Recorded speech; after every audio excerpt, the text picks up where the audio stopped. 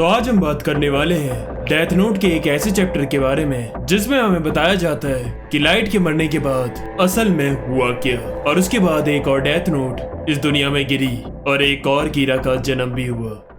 तो आज हम कवर करेंगे डेथ नोट के रियल एंड चैप्टर को, क्योंकि एनिमे में तो हमें सिर्फ लाइट के मरने तक दिखाया गया था, लेकिन उसके बाद भी मांगा में बहुत कुछ हुआ और हमें ये भी पता चलेगा कि लाइट के मरने के बाद वो जीता या हारा। तो इसलिए बिना वक्त गवाए सीधा स्टार्ट करते हैं। साथे death note the real and. तो लाइट मरता है 28 जनवरी 2010 में, और ठीक उसके एक साल बाद यानी कि 28 जनवरी 2011 को हमें दिखाया जाता है कि मात्सुदा और हिडेकी रास्ते में चल रहे होते हैं। हिडेकी कहता है लोगों को अभी भी लगता है कि कीरा कुछ दिनों के रेस्ट पर है, बट उन्हें नहीं पता कि वो हमेशा के लिए खत्म हो चुका है और अब टाइम आ चुका है कि तुम भी इस बात को एक्सेप्ट कर लो मात्सुदा। उसके बाद हमें दिखाया जाता है डिटेक्टिव आइजावा, जो लाइट के बाप के मरने के बाद अब वो पुलिस कमिश्नर है। तभी उसको फोन आता है वतारी का। ये नया वतारी है। वो कहता है एल आपसे बात करना चाहते हैं। नया एल यानी कि नियर कहता है मिस्टर आइजावा, माफ करना मुझे इस वक्त कॉल करना पड़ा, लेकिन एक क्रिमिनल जिसका मैं पीछा बहुत दिनों से कर रहा था, वो एक ड्रग डील के लिए जापान आने वाला है, तो उसे पकड़ने में क्या आप मेरी मदद करोगे? तभी आइजावा का फोन हिडेकी के पास आता है, जिसमें हमें पता चलता है कि वो drug deal yellow warehouse में होने वाली है 31 जनवरी को। हिडेकी मात्सुदा से कहता है आज हमें रात में एल से मिलना है, किसी ड्रग डीलर को पकड़ने का प्लान बनाना है। मात्सुदा कहता है ये कोई कोइंसिडेंट है या इत्तेफाक कि सीधे एक साल बाद उसी वेयर हाउस में हमें जाना पड़ रहा है, वो भी नियर के कहने पर। ये कहीं नियर का कोई ट्रैप तो नहीं? हिडेकी कहता है तुम ज्यादा सोच रहे हो मात्सुदा कहता है देखो मुझे शक है कि नियर ने ही मिकामी को मारा था। अब क्या है कि एनिमे में मिकामी सुसाइड कर लेता है, लेकिन मांगा में मिकामी को जेल हुई थी। हिडेकी कहता है ये तो सिर्फ तुम्हारी थ्योरी है। मात्सुदा कहता है लेकिन ये थ्योरी मेरी सही भी तो है। देखो ठीक जेल जाने के 10 दिन बाद मिकामी पागलों की तरह हरकतें करने लगा और फिर वो अपने आप मर गया। तो हो सकता है कि एक साल पहले जब हम वेयर हाउस में मिलने वाले थे, उससे एक दिन पहले जब नियर ने मिकामी की डेथ नोट स्वैप कर ली थी, तो वेयर हाउस आने से पहले ही उसने उस डेथ नोट में मिकामी का नाम लिखकर ये लिखा होगा कि वो सीधा 28 जनवरी 2010 को 1:30 बजे सीधा येलो वेयर हाउस में आए, वो भी बिना शक करे कि उसकी डेथ नोट रियल है या फेक, और फिर उसके 10 दिन बाद वो पागल होकर मर जाए। क्या है कि नियर को पता था कि मिकामी बहुत तेज है और लाइट ने उसे यहाँ आने से पहले डेथ नोट चेक करने को जरूर कहा होगा, और अगर वो ऐसा करता तो नियर का पूरा प्लान फेल हो जाता। हिडेकी कहता है अगर मान भी ले कि तुम्हारी ये थ्योरी सही है, लेकिन हम इसे प्रूफ नहीं कर सकते क्योंकि वो दोनों डेथ नोट्स तो जला दी गई है। मात्सुदा कहता है तुम समझ नहीं रहे, यही तो प्रूफ है। नियर ने 13 डे रूल को गलत साबित करने के लिए वो दोनों डेथ नोट्स को जला दिया था, और उसने ये प्रूफ भी हमारी आंखों के सामने ही मिटा दिया कि उसने मिकामी का नाम उसमें लिखा था। हिडेकी कहता है चाहे लाइट मिकामी से इतना कांटेक्ट नहीं कर पा रहा था, लेकिन अगर मिकामी नियर के हाथों कंट्रोल हो रहा होता तो लाइट को इसका पता जरूर होता। लेकिन मुझे नियर की एक बात हमेशा याद रहती है, जो उसने कहा था कि death note is the most deadliest weapon of all time. Matsuda कहता है मेरे पास एक और थ्योरी है, सुनो। नियर को पता था डिटेक्टिव लिंडनर और मेलो के कनेक्शन के बारे में, तो इसीलिए उसने जानबूझकर इंफॉर्मेशन लीक की। उसे पता था कि लिंडनर ये मेलो तक पहुंचाई देगी और मेलो एक्शन जरूर लेगा। इनडायरेक्टली उसने मेलो को फोर्स किया एक्शन लेने के लिए, और मेलो के इस एक्शन से नियर को पता चल पाया कि वो डेथ नोट फेक है या नहीं। एक तरह से नियर ने उसे एक बेट बनाया। हिडेकी कहता है तुम ज्यादा सोच रहे हो, भूल गए क्या नियर ही था जिसने 28 जनवरी की डेट सजेस्ट की थी। मात्सुदा कहता है हाँ, ताकि मेलो और जल्दी एक्शन ले, क्योंकि उसे नियर को हराना था। अगर मेलो इस वक्त एक्शन नहीं लेता और नियर को डेथ नोट के फेक या रियल होने का कुछ भी क्लू ना मिलता, तो नियर फिर हमसे कहता मैंने अपना माइंड चेंज कर लिया है और 28 जनवरी वाली मीटिंग कैंसिल हो जाती। हिडेकी कहता है मात्सुदा तुम्हारी ये थ्योरीज तुम्हारे दिमाग पर हावी होती जा रही है, और अब ये इतना हो गई है कि अब ये तुम्हारी डिजायर बन गई है। मात्सुदा कहता है डिजायर, वो कैसे? हिडेकी कहता है तुम लाइट की काफी रिस्पेक्ट करते थे, उसे एडमायर करते थे, इसलिए तुम्हारा दिमाग अभी तक मानने के लिए तैयार नहीं है कि लाइट ही कीरा था। ये सुनते ही मात्सुदा चुप हो जाता है। फिर वो पुलिस हेडक्वार्टर पहुंच जाते हैं। हिडेकी कहता है देखो मैं नहीं कहता कि नियर पूरी तरह सही है, लेकिन अगर वो नहीं होता तो आज हम इधर जिंदा नहीं खड़े होते। मात्सुदा कहता है ये तो सही कहा। उसके बाद वो अंदर कमिश्नर के ऑफिस में जाते हैं जहाँ इजावा, मूगी और एक नया ऑफिसर यामामोटो भी था और एल अपने स्टाइल में आता है ऑनलाइन। फिर हमें दिखाया जाता है कि रात में कहीं दूर पहाड़ों पर कई सारे लोग मोमबत्ती हाथों में पकड़े जा रहे होते हैं। उन सब ने काले कपड़े पहन रखे थे। तभी सफेद कपड़ों में एक लड़की आती है जो कि उनकी लीडर लग रही थी। वो आकर हाथ जोड़कर कीरा की वर्शिप करती है। अगर वीडियो अच्छी लग रही हो तो लाइक करना मत भूलना और शेयर करना भी। डिस्क्रिप्शन में मेरे सोशल मीडिया के लिंक है, जाकर फॉलो करो। इंस्टा पे मेरा एक ब्रॉडकास्ट चैनल भी है, मेंबर्स ऑफ गॉड एंड, जाकर फॉलो करो। उधर मैं अपडेट्स देता रहता हूँ अपनी नई वीडियो के ऊपर। अब हम कहानी में 2 साल और आगे आ जाते हैं जहाँ एल को मरे हुए 9 साल हो चुके हैं और लाइट को मरे हुए 3 साल। और अब प्रेजेंट में मौत का सिलसिला फिर से चालू हो गया है। और सबसे पहले जिन्होंने इस चीज को नोटिस किया वो नियर या कीरा के वर्शिप करने वाले नहीं थे, बल्कि आम लोग थे जिन्होंने इंटरनेट पर नारे लगा दिए थे कि कीरा वापस आ चुका है। अब तुमने नोटिस किया कि यहाँ क्या दिमाग लगाया सुगुमी ओबा ने। इधर उन्होंने जानबूझ के मेंशन किया कि सबसे पहले नियर या कीरा के वर्शिप करने वालों ने इसे नोटिस नहीं किया, बल्कि इंटरनेट से सबको पता चला। अब यहाँ अभी हम फ्यूचर की बात कर रहे हैं। डेथ नोट बनाई गई है 2003 से 2004 के बीच में।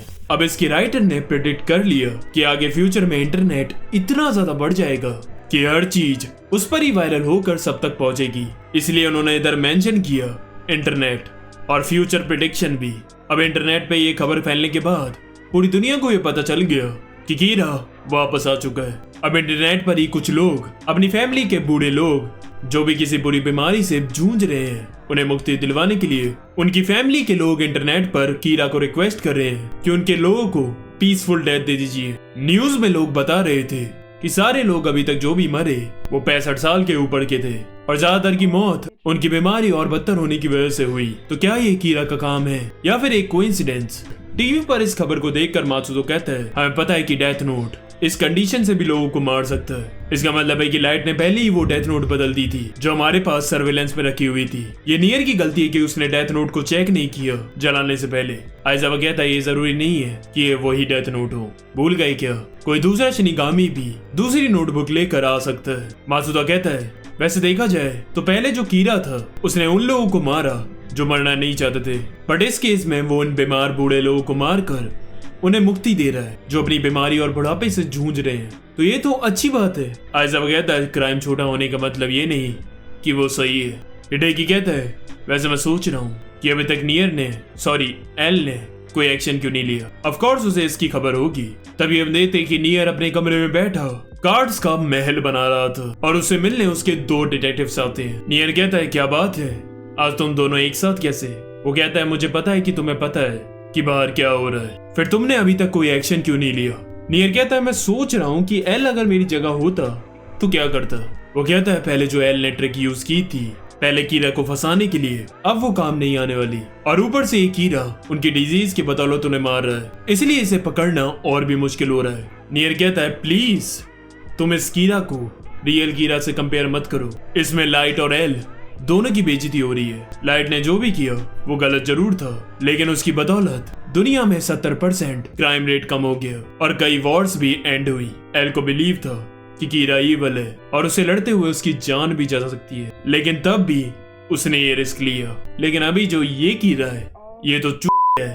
या नियर डिडंट इवन हेजिटेट। देखो यहाँ तो ये एक ऐसा बंदा है जिसे लग रहा है कि इन बूढ़े लोगों को मारकर वो इंसाफ कर रहा है, या तो फिर ये कोई है जिसे कीरा की पावर मिल गई है और वो अपने आप को कीरा समझ रहा है। और वैसे भी हमें पता है कि वो लोगों को कैसे मार रहा है, तो इसीलिए अब ये एक बोरिंग केस है। मैं चाहता हूँ तुम भी इसके ऊपर कोई इन्वेस्टिगेशन ना करो और हाँ उसे कीरा कहना बंद करो। क्यों ना हम उसे सी कीरा कहें, कीरा। एक्चुअली वो कहना चाहता है चीप कीरा, बट हमारी लैंग्वेज में उसे कीरा कहते हैं। लिंडर कहती है लेकिन लोग धड़ाधड़ मर रहे हैं, उसका क्या करें हम? नियर बताता है कि मैंने एक बार एल से बात की थी, एक तरह से सिर्फ उसकी बात सुनी थी, हम उसे देख नहीं पा रहे थे लेकिन वो हमें कैमरे से देख पा रहा था। सारे बच्चों ने अपने अपने क्वेश्चंस उससे पूछे और उसने सबका एक एक करके आंसर किया, लेकिन मुझे ये नहीं लगा था कि वो इतने ऑनेस्टली उनका जवाब देगा। एल कहता है it's not about the justice, cases solve करना मेरी हॉबी है। जैसे तुम पजल्स और वीडियो गेम्स को जल्दी से जल्दी सॉल्व करना चाहते हो, ऐसे ही मेरे साथ भी है। मैं सिर्फ उन्हीं केसेस पर काम करता हूँ जिसमें मुझे इंटरेस्ट है।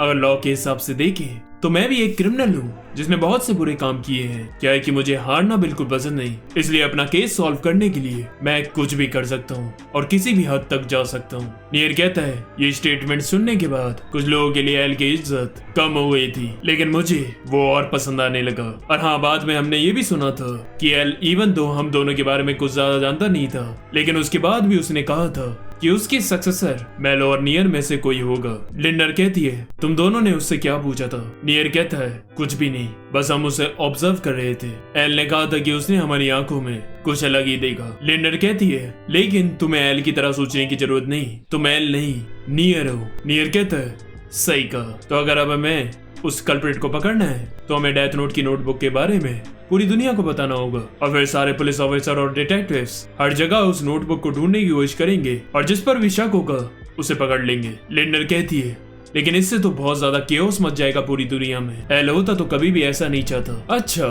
तो इसीलिए तुम इतनी देर से सोच रहे हो कि एल होता तो क्या करता? नियर कहता है क्या अब तुम दोनों मुझे अकेला छोड़ सकते हो मेरे महल के साथ? और हाँ, आराम से जाना, कहीं ये गिर ना जाए। फिर हमें दिखाया जाता है शिनिगामी रियलम, जहाँ एक शिनिगामी रियू के पास आता है। मैंने सुना कि कोई शिनिगामी डेथ नोट लेकर ह्यूमन वर्ल्ड में गया था, मुझे लगा वो तुम हो। रियू कहता है वो मिडोरा थी, लेकिन उसके पास तो एक्स्ट्रा डेथ नोट थी ही नहीं। रियू कहता है उसने शिनिगामी किंग को एक ऑफर दिया कि अगर वो उसे एक एक्स्ट्रा नोटबुक देंगे तो वो उनके लिए 13 एप्पल्स लेकर आएगी ह्यूमन वर्ल्ड से। वैसे रियू की तुम्हारी मेहरबानी है कि हम सब ह्यूमन वर्ल्ड के उन एप्पल से ऑब्सेस्ड हो गए हैं। वैसे अब हमें आसानी से शिनिगामी किंग से एक्स्ट्रा डेथ नोट मिल जाएगी, लेकिन ये नहीं कह सकता कि ये अच्छी बात है या बुरी। तभी हम देखते हैं कि द कीरा किंगडम शो दोबारा चालू हो चुका है, जिसमें कीरा के सपोर्टर्स और एंटी कीरा के सपोर्टर्स के बीच एक डिबेट होगा। अभी उन सब के फेस छुपा रखे थे ताकि पिछली बार की तरह कीरा उन्हें उड़ा न दे। अब उनके बीच जोर शोर से डिबेट होती है। उनमें से ज्यादातर लोग कीरा का सपोर्ट कर रहे थे और कुछ तो ये भी कह रहे थे सिर्फ ओल्ड पीपल्स को क्यों मार रहा है? मैं 26 साल का हूँ, लेकिन मैं जिंदगी में किस चीज के लिए जीऊं? मुझे भी मरना है। और तभी वो सारे लोग पागल होने लगते हैं और धक्का मार कर वो बेरियर गिरा देते हैं और कैमरा के सामने चीखने लगते हैं कीरा please kill me.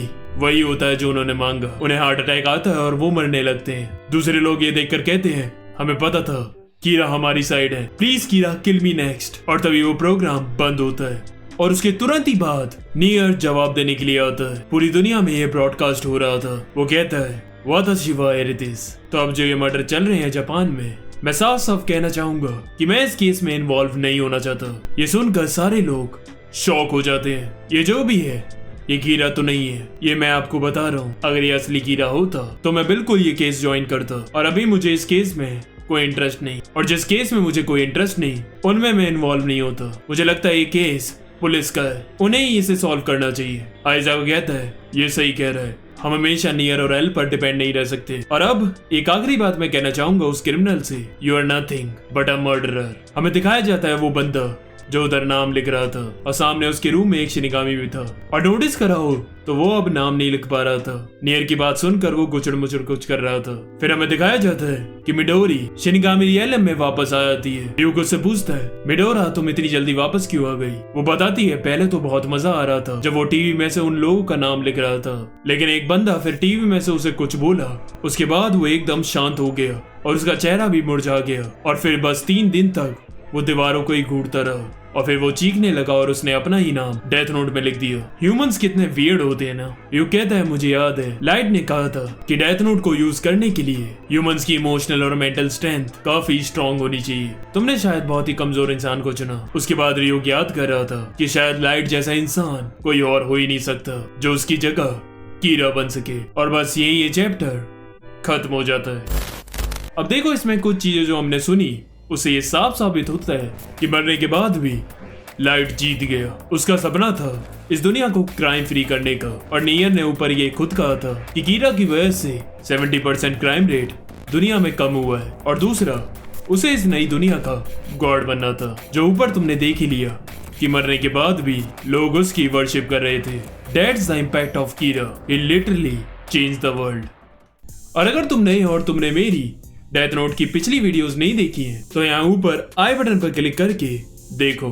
Like share subscribe. कर तो तुम्हें बताइए, आज के लिए बस करते हैं। आरिगातो।